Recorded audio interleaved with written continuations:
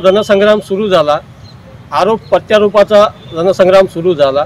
उमेदवारांचे जे काही प्रतिनिधी आहेत, कार्यकर्ते आहेत, ते प्रचाराला सुद्धा लागलेले आहेत। या संदर्भात नेमकं आता काय आहेत, कोणते उमेदवारांचे नेमके कोणते मुद्दे आहेत? रोजगारांचे मुद्दे आहेत की सुशिक्षित बेरोजगारांचे मुद्दे आहेत, शेतकरी असो किंवा इतरही जे काही मुद्दे घेऊन प्रत्येक उमेदवार मतदारांकडे जात आहेत, मतं मागण्यासाठी मतदारांकडे जात आहेत, त्यांना आपापली भूमिका स्पष्ट करून देत आहेत। आपल्यासोबत सर्व पक्षाचे काही पदाधिकारी आहेत, काही शेतकरी नेते आहेत, यांच्याकडनं आपण जाणून घेऊयात। एकंदरीत वर्धा लोकसभा क्षेत्रामध्ये दोन महत्त्वाच्या उमेदवाराची लढत आहे। एक म्हणजे भाजपचे विद्यमान खासदार रामदासजी तडस, तर दुसरे जे अगोदर काँग्रेसचे उमेदवार होते, परंतु आता ही सीट राष्ट्रवादीला सुटल्यामुळे त्या तिकीटवरती तुतारी या चिन्हावरती माजी आमदार अमर काळे हे उभे आहेत। या सर्व प्रतिनिधींकडून आपण जाणून घेऊया की नेमकी वर्ध्याची लढत कशी होईल, कोणकोणते मुद्दे घेऊन ते मतदारांकडे जाणार आहेत। सुरुवातीला आपण जाऊया शेतकरी नेते जे बाळा मौस्कर आहेत त्यांच्याकडनं की नेमके शेतकऱ्यांचे काय प्रश्न आहेत आणि त्यावरती आपण उत्तर घेण्याचा प्रयत्न करूया। भाजपचे सुद्धा जे काही प्रवक्ते आहेत मिलिंदजी, ते त्यांच्याकडनं सुद्धा आपण उत्तर घेऊया। तर आपण जाऊयात पहिले शेतकरी नेते, नेमकं काय शेतकऱ्यांचे प्रश्न होते? शेतकऱ्याची परिस्थिती गेल्या 10 वर्षात अतिशय गंभीर आहे। शेतकऱ्यांना हमीभाव मिळाला नाही आहे। नैसर्गिक आपत्ती जे आहे त्या आपत्तीचे पैसे अल्प प्रमाणात मिळाले। 2 लाख लोकांनी पीक विमा काढलेला आहे आणि त्याच्यातला फक्त 40,000 लोकांना पीक विमा मिळाला आहे। इन्शुरन्स कंपन्या आणि सरकार हे मिळून त्या शेतकऱ्यांचा जीव घेतलेला आहे।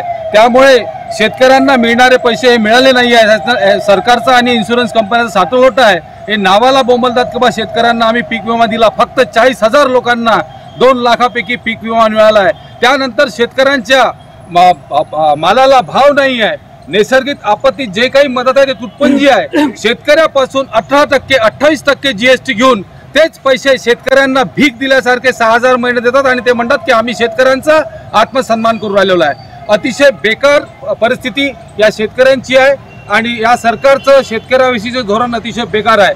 आमचं जर इंडिया आघाडीचं सरकार आलं तर शेतकऱ्यांना GST मुक्त, MSP नुसार हमीभाव आणि त्यानंतर जेही कर्जमुक्ती देणार आहे 72,000 कोटीची शेतकऱ्यांना कर्जमुक्ती यापूर्वी मनमोहन सिंगाच्या सरकारमध्ये देण्यात आलेली होती।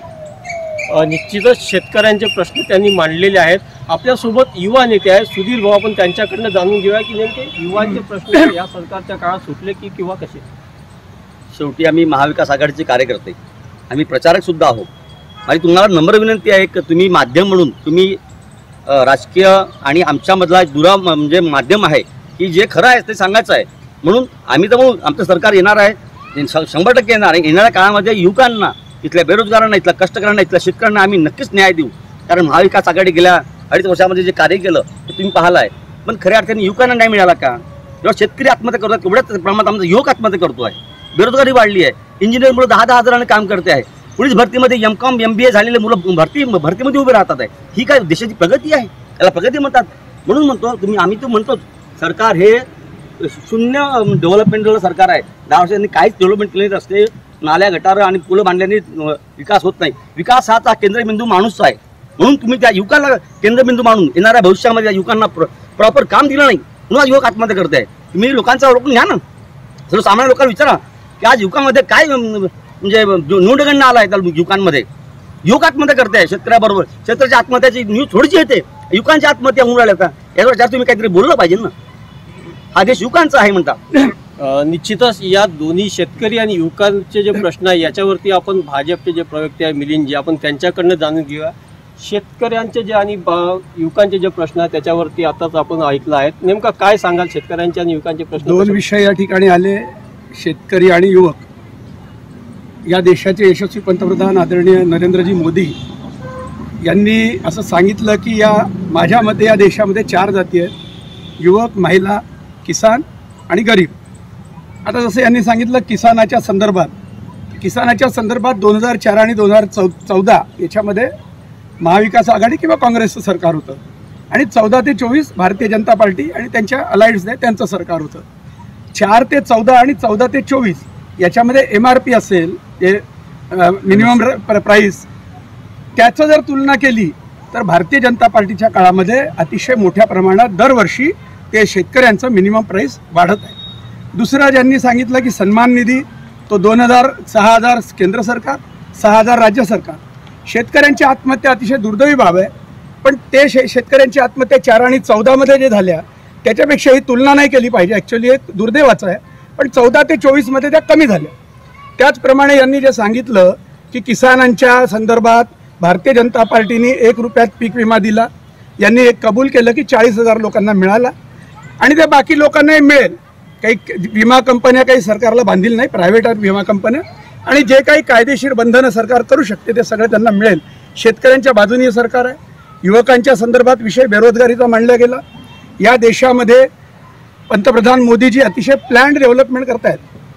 डेव्हलपमेंट कशी होते की पहिले इन्फ्रास्ट्रक्चर व्हायला पाहिजे, मग इंडस्ट्री व्हायला पाहिजे आणि मग एज्युकेशनवर लक्ष दिलं पाहिजे.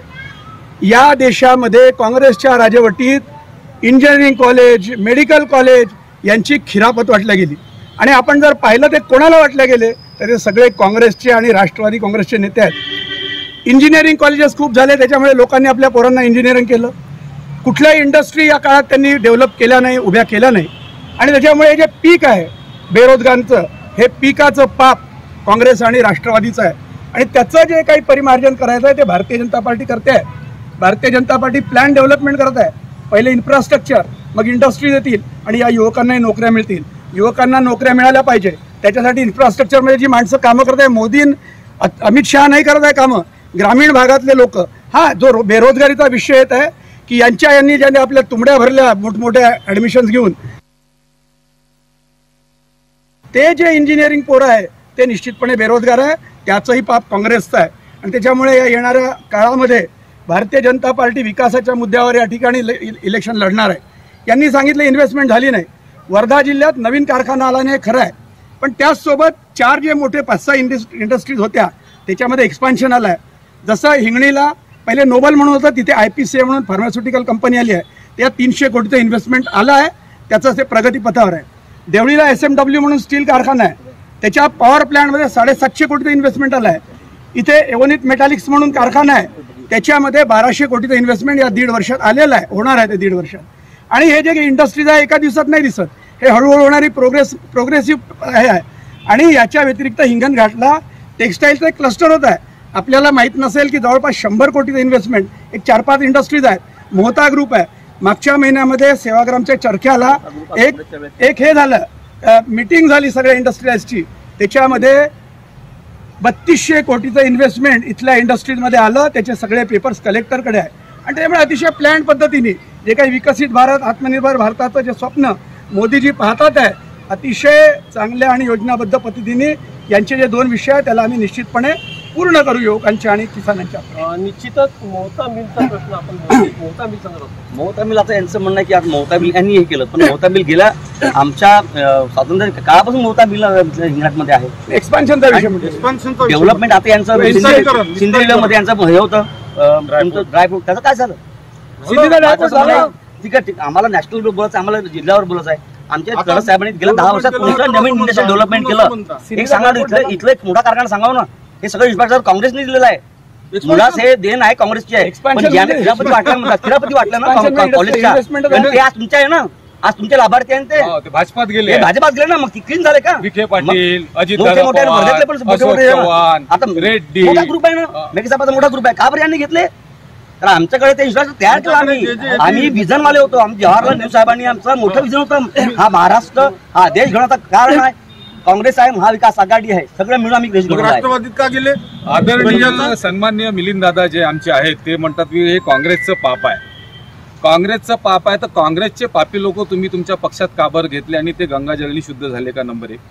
नंबर 2, हे काँग्रेसचं पाप होतं म्हणून तुम्हाला 2014 मोदीजींना लोकांनी निवडून दिलं, हे तुम्ही विसरता कामा नये. त्याच्यानंतर तुम्ही काय केलं? काहीच नाही केलं. तुम्ही म्हणतात हमीभाव दिला का? आज हमीभावानुसार सोयाबीनचा काय भाव आहे, कापसाचा काय भाव आहे, तुरीचा काय भाव आहे, कांद्याचा काय प्रश्न आहे, केळीचा काय प्रश्न आहे, आता गारपीट येऊन गेली, काय प्रश्न आहे? शेतकऱ्यासाठी तुमचं मत अजिबात नाही. तुम्ही अदानी, अंबानी, उद्योगपत्यांचे लोक आहे आणि ज्या इन्शुरन्स कंपन्या आहेत त्यांचा पैसा तुमच्या इलेक्ट्रो बॉन्डमध्ये गेलेला आहे. टाटा राहो, ICICI राहो, हे राहो, हा इलेक्ट्रिक बॉन्डचा पैसा तुम्ही त्यांच्यापासून घेतलेला आहे. हा पैसा का बरं घेतला? तेवढेच पैसे जर डायरेक्ट तुम्ही शेतकऱ्यांना दिले असते तर आज शेतकऱ्यांचं भलं झालं असतं. शेतकऱ्याविषयी तुमची 100% उदासीनता आहे. शेतकऱ्यांना तुम्हाला डेव्हलप करायचं नाही आहे आणि शेतकऱ्यांना या देशातून तुम्हाला संपवायचं आहे, ही तुमची नीती आहे. तुम्हाला पाहिजे अदानी अँड अंबानी. निश्चितच आपल्यासोबत एक सामाजिक कार्यकर्ते आहेत शारदाताई झांबरे. आपण त्यांच्याकडनं जाणून घेऊया की नेमके महिलांचे जे काही प्रश्न होते ते भाजप सरकारकडनं बोलल्या जात आहे की महिलांना मोठ्या प्रमाणात आरक्षण, तसंच मोठ्या प्रमाणात रोजगार सुद्धा दिला. काय रोजगार मिळाला आहे, काय सांगाल महिला? मुळेच नाही, महिलांना काही रोजगार मिळाला नाही. 10,000चा लॉलीपॉप दिलेला आहे. 10,000 मध्ये काही व्यवसाय सुरू होत नाही.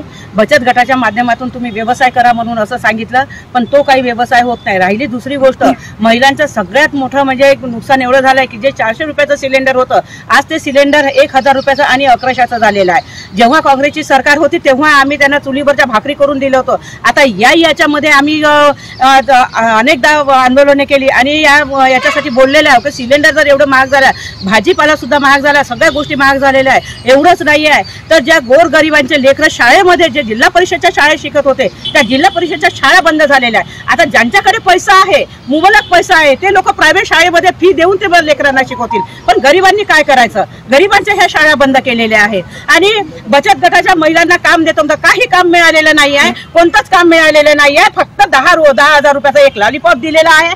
कोणता रोजगार मिळाला नाही. आम्ही अनेकदा म्हणत आहोत, एक साधा हॉकर झोन ते सुद्धा त्यांनी बनवलेला आहे त्यांच्या काळामध्ये, पण ते नुसतं देखाव्यासाठी बनवलेलं आहे. आज म्हणतात की ते आम्ही किती 100 कोटीचं काहीतरी बनवलं असे सांगतात, पण तिथे मटन मार्केट बनवून ठेवलेलं आहे. अनेकदा आम्ही कलेक्टर साहेबाकडे गेलो की बचत गटाच्या महिलांना दुकानं लावायचे आहे साहेब आम्हाला तिथे. त्यांनी मोठमोठ्या NGOला ते दुकानं दिलेले आहेत, पण बचत गटाच्या महिलांना दिलेलं नाही आहे. आम्ही एवढं म्हटलेलं आहे की मार्केटमध्ये बचत गटाच्या महिलांना एक दुकानं द्या. कमीत कमी प्रत्येक 4 भागांनी महिलांना दुकाने द्या. कमीत कमी 4 एरियाच्या भागात 4 बचत गटासाठी बसतील, म्हणजे त्या 4 म्हणजे त्या 400 होऊ शकतात. पण याच्याकडे प्रशासनाने लक्ष दिलेले नाही. त्यामुळे आम्हाला वर्षापेक्षा आम्हाला आमच्या जिल्ह्याचा विचार करायचा आहे. माझा प्रिय मतदार बंधू आणि भगिनींना माझी एवढीच विनंती आहे की विचार करा आणि विचार करूनच मतदान करा. निश्चितच महिलांचा प्रश्न त्यांनी पोटतिडकीने मांडला. आपल्यासोबत आहे राष्ट्रवादी काँग्रेसचे जे जिल्हा उपाध्यक्ष आहेत. आपण त्यांच्याकडनं जाणून कारण की त्यांच्याच पक्षाचा उमेदवार यावेळेस लोकसभेचे आहेत. तर काय सांगाल नेमकी तुमचा उमेदवार कशा पद्धतीनं लोकांपर्यंत पोहोचेल?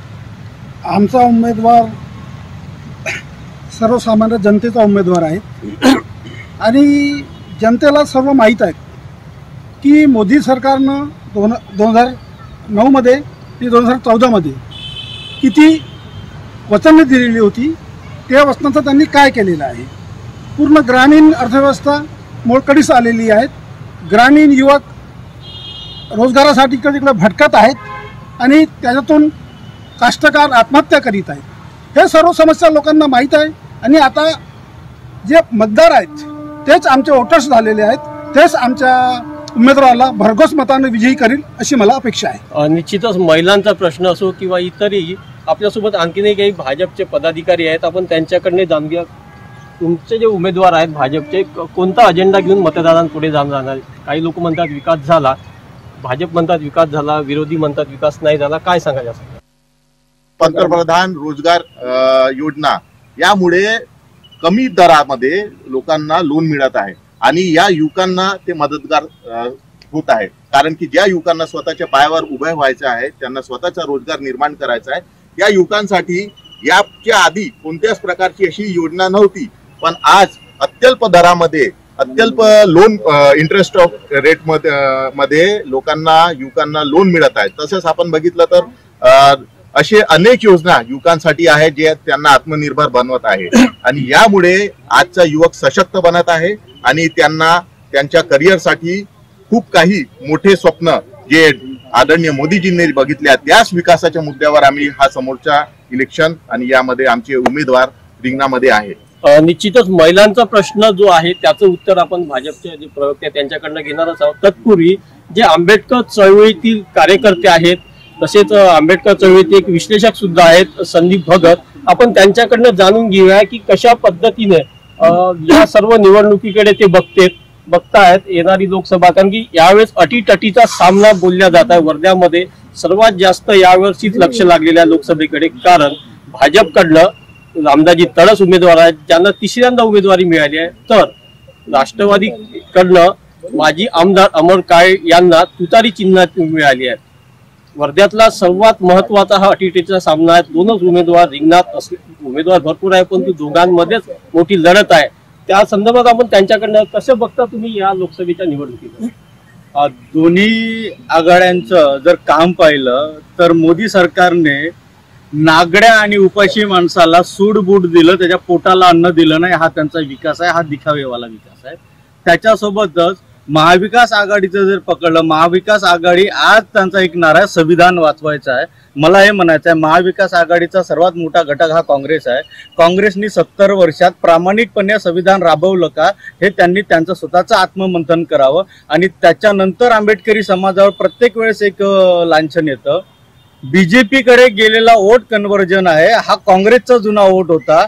पण आंबेडकरी समाजाचं वोट आजही त्याच ठिकाणी संविधानाच्या बाजूने उभा आहे. पण प्रत्येक वेळेस बीजेपी जिंकून आली म्हणजे आंबेडकरी समाजाला टार्गेट करायचं, कुठेतरी मुस्लिम समाजावर बोट उभं करायचं. हा यांचाच इकडचा मतदार तिकडे गेला, त्यांनी अगोदर त्याच्याकडे पाहिलं पाहिजे आणि नंतर मग आंबेडकरी समाजावर दोष दिला पाहिजे. आणि संविधान वाचवणे याची जबाबदारी फक्त आंबेडकरी समाजावर नाहीत, पण प्रत्येक वेळेस संविधान वाचवण्याची भाषा करायची आणि आंबेडकरी समाजावरच दोषारोपण करायचं. माझं त्यांना एवढंच म्हणणं आहे, संविधान वाचवायचं असेल आणि हा देश खरंच तुम्हाला प्रगती पथावर न्यायचा असेल तर त्याच्यासाठी तुम्हाला आंबेडकरी समाजाची जेवढी गरज आहे तेवढीच आंबेडकरांची सुद्धा गरज आहे. निश्चितच या सर्वांचे उत्तर आपण भाजपकडनं घेऊया. महिलांचं पण उत्तर आपल्यासोबत देशमुख ताई आहे, त्यांच्याकडनं महिलाचं उत्तर घेऊया. आणि आपण जाऊयात मिलिंदजी आणि नंतर श्रीधरजीकडे. काय सांगाल यांचे महिलांचे प्रश्न? यांनी महिलांच्या प्रश्नाबद्दल तर श्रेया बोलेल. यांनी संविधानाचा मुद्दा मांडला की संविधान खतऱ्यात आहे, यांना कुठलेही मुद्दे नाही, त्याच्यामुळे संविधान खतऱ्यात आहे यांचा बोंबाबोंब सुरू आहे. या देशामध्ये 47 किंवा संविधान झाल्यानंतर 106 वेळा घटनादुरुस्ती झाल्या, त्याच्यापैकी 100 घटनादुरुस्त्या काँग्रेसच्या काळात झाल्या, 6 घटनादुरुस्ती फक्त भाजपाच्या काळात झाल्या. त्याच्यातल्या महत्त्वाच्या म्हणजे 370 कलम रद्द करणे, महिलांना 33% आरक्षण देणे, CAA कायदा, अशा प्रकारच्या ज्या 3-4 महत्त्वाच्या घटना आहेत त्याचं फक्त जे काही अमेंडमेंट झाले असतील ते भारतीय जनता पार्टीच्या काळात झाले आहे. आंबेडकरांचा सगळ्यात जास्त अपमान काँग्रेसने केला. 51-52ला आंबेडकर, आता पूजनीय डॉक्टर बाबासाहेब आंबेडकर लोकसभेच्या इलेक्शनसाठी उभे होते, त्यांना काँग्रेसने पाडलं. त्याच्यानंतर मुंबईच्या पूजनीय डॉक्टरांच्या जे काही स्मृतीचं भवन करणार आहे त्याच्यासाठी भारतीय जनता पार्टीने निधी दिला. महूला डॉक्टर बाबासाहेब आंबेडकरांचं जन्मस्थान आहे, त्याच्यासाठी बीजेपीने निधी दिला. लंडनच्या माझा ऐकून घ्या, लंडनच्या बाबासाहेबांच्या घराचा लिलाव होत होता, त्यावेळेस तो लिलाव थांबवून केंद्र सरकारच्या माध्यमातून ते घर विकत घेण्याचा प्रयत्न केला. आणि आत्ताच्या आत्ता जे वंचितचे नेते आहेत डॉक्टर प्रकाश आंबेडकर, त्यांना काँग्रेस आणि शिवसेना उभाठा यांनी शेवटपर्यंत झुलवत ठेवलं आणि शेवटच्या क्षणी त्यांना कान कापून बाजूला केले. मी नाही म्हणत, आंबेडकरांनी त्यांच्या स्वतःच्या प्रेस कॉन्फरन्समध्ये काँग्रेस आणि शिवसेना उभाठावर आरोप केले आहेत. त्याच्यामुळे संविधान हटाव हा काही भारतीय जनता पार्टीचा नारा नाही. नरेंद्र मोदींनी अतिशय स्पष्टपणे सांगितलं की जोपर्यंत, किंवा देवेंद्रजींनी सांगितलं, जोपर्यंत चंद्र आणि सूर्य आहे तोपर्यंत या देशात, अगदी नरेंद्र मोदीजी असले तरी या देशाचं संविधान कोणी बदलवू शकत नाही. इतक्या आंबेडकरांवर आमची श्रद्धा आहे, मतांसाठी आम्ही आंबेडकरांचा वापर करतो. निश्चितच आपण जाऊया देशमुख ताईकडे. महिलांचा जो प्रश्न आहे की महिलांना फक्त लॉलीपॉप दिलाय, का सांगायला? मी माननीय ताईच्या 2 प्रश्नांचे उत्तर देईन. जसं ताई म्हणाल्या की सिलेंडर हे 1000 रुपयाचं होतं, पण मी ताईला आठवण देण्याच्या याच्यात पडेल की जेव्हा मनमोहन सिंगचं सरकार होतं तेव्हा पण 1000 रुपयाचं सिलेंडर होतं. आणि या म्हणतात की 10,000 रुपयाचं लॉलीपॉप दिलं, तर यांना कदाचित माहिती नसेल की पहिल्यांदा फेरीवाल्यांना 20,000 रुपयाचं कर्ज देण्यात आलं, हे आमच्या सरकारने केलं. 3 तलाक सारखा विषय दादा तुम्हाला सांगते, आम्ही अनेक महिलांशी भेटलो ज्यांना याचं इतकं समाधान आहे, त्यामुळे आम्हाला इतकी छान रात्री झोप लागते. थोडं कुठे चुकलं, भीती, ह्या सगळ्यातून त्या मुस्लिम बहिणींची मुक्तता मिळाली आहे. कारण की त्यांना ही 3 तलाकची टांगती तलवार नाही आणि सगळ्यात महत्व मोदीजींनी सगळ्या क्षेत्रात महिला आपल्या पापा पाहिलाय की तिन्ही दलामध्ये महिला नेतृत्व करते, पण राजकारणामध्ये पण महिलांचं नेतृत्व असावं म्हणून 2029 मध्ये महिलांना 33% आरक्षण दिलं, ही फार मोठी बाब आहे। आणि या बचत गटाचं जे म्हणाले ना, आम्ही बचत गटाच्या महिलांचे मेळावे आणि त्यांच्या बैठकी घेतल्या तेव्हा असा अनुभव आला की त्या सगळ्या आपल्या पायावर 10-10 हजार रुपयाचं जरी लोन असेल त्याच्यावर त्यांचा रोजगार सुरू झाला आणि त्यांनी आपल्या हाताच्या 4 बायकांना घेऊन उद्योगाला लागले। म्हणून यांचा जे महिलांच्या दृष्टिकोनातून आरोप आहे अतिशय चुकीचा आहे। आज आम्ही मोदीजींच्या नेतृत्वामध्ये महिला सुरक्षित आहे। इतक्या म्हणजे या 10 वर्षामध्ये आपण कुठलं पण आतंकी हे पाहिलं नाही, हे किती मोठी उपलब्धी आहे। आज महिला कुठे पण सुरक्षित आहे। आतंकवादी उत्तर दिलं सर, तुम्ही आम्हाला विचारता, तुम्ही तो न्यूज रिपोर्टर आहे, तुम्हाला माहित नाही का? आम्ही तर अन्याय भक्त झालो ना, पण तुम्हाला तर माहित पाहिजे ना काय काय उघडत देशामध्ये। पुलवामा काय झाला, आयटीस आलं कुठून, तुमच्या यंत्रणा काय करतो,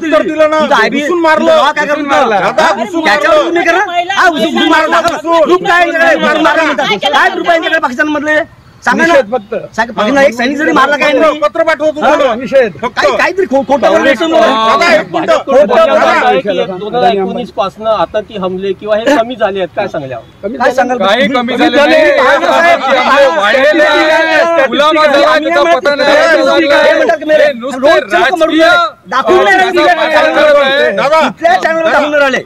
पुढे आतंकी झालेले आहेत। मणिपूरमध्ये काय झालं, महिलाची धिंड काढण्यात आली, महिलाला नागलं करण्यात आलं, किती लोकांना मारण्यात आलं। याला देशाचा विकास म्हणतात का? तुम्ही देशाच्या माणसाची सुरक्षा करू शकत नाही तर तुम्ही काय देश चालवणार आहेत?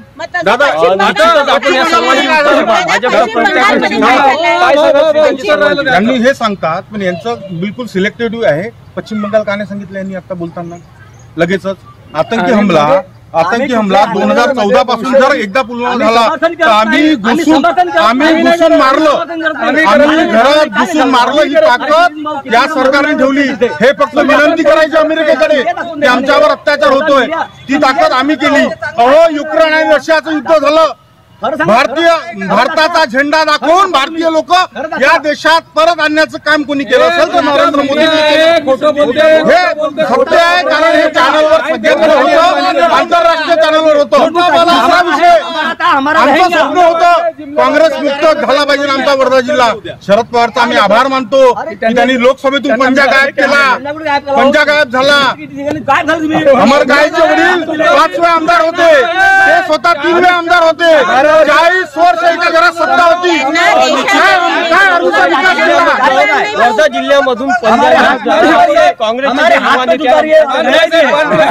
पानबोळे साहेब, आदरणीय आमचे जे मिलिंद दादा आहे, आमचे मोठे बंधू आहे, त्यांनी जे म्हटलं की बा संविधानाला कुठलाही धोका नाही, काही नाही। मी लोकमत पेपरला एक बातमी वाटली, एक देश एक निवडणूक आणि समान नागरिक कायदा, याचा अर्थ काय आहे? याचा अर्थ संविधानात बदल होते की नाही होत हे मला समजून सांगावं। म्हणजे एक समान नागरिक कायदा म्हणजे काय करणार आहे बा हे सांगावं। याच्यात संविधानात किती मोठा धोका येणार आहे हे यांनी सांगावं। आरक्षण बंद करणार आहे का? बाबासाहेबांनी दिलेलं आरक्षण बंद करणार आहे का? बहुजन जे ओबीसी आहे, ओबीसी मराठाची लढाई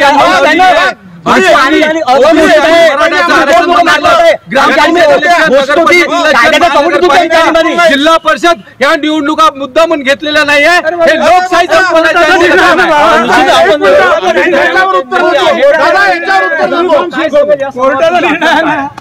या सगळ्यांमध्ये एक गोष्ट अशी आहे, बीजेपीने अटल बिहारी वाजपेयींचं सरकार होतं तेव्हा संविधान समीक्षा समिती स्थापन केली होती आणि ते समितीने दिलेल्या अहवालावरच बीजेपी आज संविधान संपवण्याचं कटकारस्थान करते। यांचं जेही बोलणं आहे हे सगळं भुलवणारं आहे।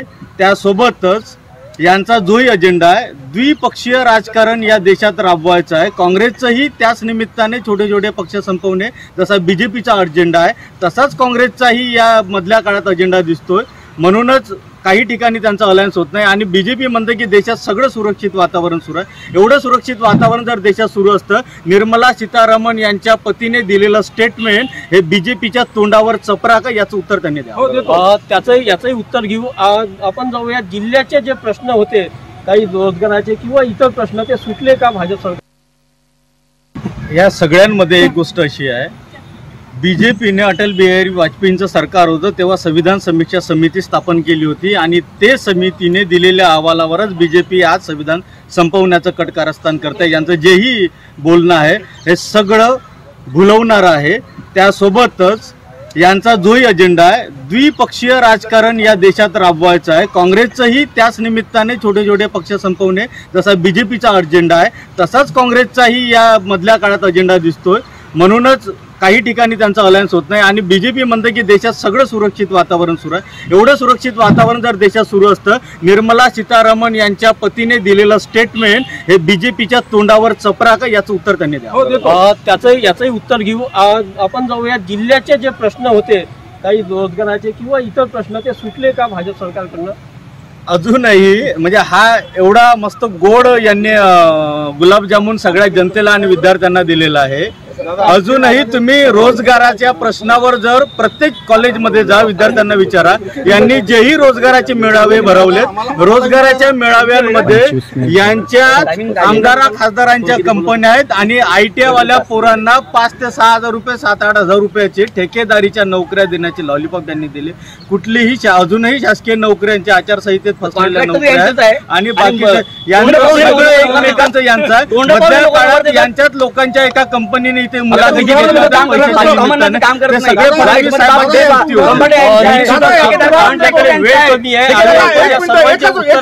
भाजपकडनं घेऊया जे काही आमचे कॉन्ट्रॅक्टर आहे म्हणतात महाराष्ट्रात देवेंद्रजीचं सरकार असताना जे विकास कामाचे टेंडर निघायचे त्यावेळेस देवेंद्रजींनी एक कायदा केला की 3 लाखाच्या वरती असणारं कोणतंही टेंडर आहे ऑनलाईन होईल. कारण कोणालाही असे देता येत नव्हते. त्यांचं सरकार आलं उद्धव ठाकरेंचं सरकार आलं फक्त 10 लाखाचं केलं ऑनलाईन नाही 10 लाखाच्या आतमध्ये बेधून काम केले बेधून पैसा खाल्ला. तुम्हाला विकास पाहिजे आहे ना तुम्ही ही जागा निवडली यांच्या सरकारमध्ये असताना आंबेडकर पार्क कसं होतं दाखवा एकदा कॅमेरा आयलो वर्धा हे आमची आहे आम्ही केलं आंबेडकरच्या नावाचं असणारं पार्क डेव्हलपमेंट भारतीय जनता पार्टीने केलं. कारण आंबेडकर आमचे श्रद्धास्थान आहे त्यांच्या नावाने असणारं तेवढंच व्हावं म्हणून आम्ही मेहनत घेतली आहे. दुसरा विषय असा आहे आणीबाणी कोणी लावली यांनी लावली 75 मध्ये 19 मध्ये जेलमध्ये ठेवलं. राजनाथ सिंगांचा इंटरव्ह्यू आला त्यांची आई मेली ब्रेन हॅमरेज झालं भेटायला जाऊ दिलं नाही. एवढी मोठी तानाशाही या काँग्रेसने विचार केली त्यांचे पाप आज भोगत आहे बाकी काही नाही. दोस्ती करेगा तो खाएगा क्या यांना आता फक्त आमचे मुस्लिमाचे मुद्दे दिसतात. हे वैयक्तिक प्रश्न वैयक्तिक म्हणजे धर्मावर येतात आणि यांचं हेच काम आहे की या चर्चेत एकदा तरी मुस्लिमाचा मुद्दा काढला का? तलाकचा मुद्दा तुम्ही काढलेला मुस्लिमाचा विषय नाही आहे महिलांचा विषय अधिकार नाही आहे तो वैयक्तिक कायदा आहे. तुम्हाला वैयक्तिक असेल तर त्याच्यावर बोलू नका. निश्चितच सर्व मुद्दे चांगल्या पद्धतीने प्रश्न मांडले उत्तर पण दिले आहेत. वेळ कमी असल्यामुळे आपण थोडा आटोक्यात घेतलेला आहे. एकंदरीत भाजप आणि त्यांचा जो विरोधी पक्ष आहे इंडिया अलायन्स यांच्या उमेदवाराची जे वर्ध्यात मोठ्या प्रमाणात अटीतटीचा सामना आहे. नेमका आता 26ला कोणत्या उमेदवार जिंकून येतो आणि कोणाचं भाग्य 4 मेला उघडते हेच पाहणं गरजेचं आहे. 4 जूनला उघडते हेच पाहणं गरजेचं आहे. प्रमोद पानगुडे, जय महाराष्ट्र न्यूज, आंबेडकर गार्डन, वर्धा.